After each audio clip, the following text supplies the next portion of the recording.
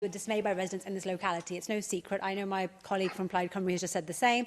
I was actually contacted by a resident from the area before I came to the chamber, and they showed their utter disgust by telling me how upset they are by the decision. Now, the latest decision to do this was only given the go-ahead in March.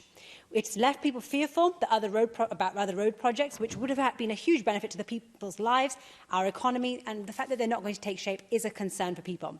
I understand that the climate is a big concern of yours. However, traffic in this area has proven to be an absolute nightmare for so many people, and they saw this access road as a way out, in fact, of motoring misery.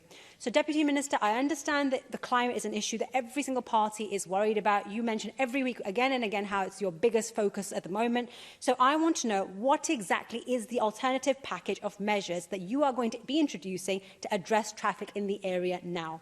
You've already performed a U-turn on the Llanbedr bypass. Will you be reconsidering your decision on Llanbedr as well? Thank you. Well, here, Natasha Asghar says that she understands the climate is a concern of mine.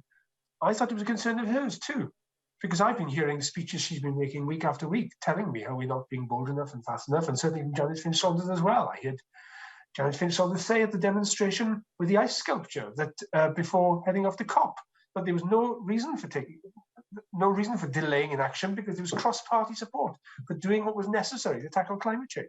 Well, here we are doing what is necessary to tackle climate change, and we're getting opposition after opposition from parties who've signed up to a climate emergency. Transport accounts for 17% of all our carbon emissions. Therefore, transport cannot be immune from measures to reduce emissions. And that means stopping doing what we've always been doing and doing things differently. If we can give people realistic alternatives to the car, we have to invest more in public transport. Investing more in public transport means investing less in the approach that we've been taking, the predict and provide approach. Transport forecasts say more people are going to drive, therefore we build more.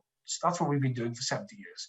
And time after time, it results in more people still building more roads, and so the logic continues. Now, she may not be willing to face up to the intellectual contradictions of her own argument, but I'm, in a position of responsibility, do not have that luxury. If we're going to meet the net zero plan that we've published, we have to reduce car mileage by 10% in the next 5 years. Now, we cannot do that if we do not put in place alternatives to people from public transport. We can't put the alternatives in place if we keep spending money on roads, which generate more traffic.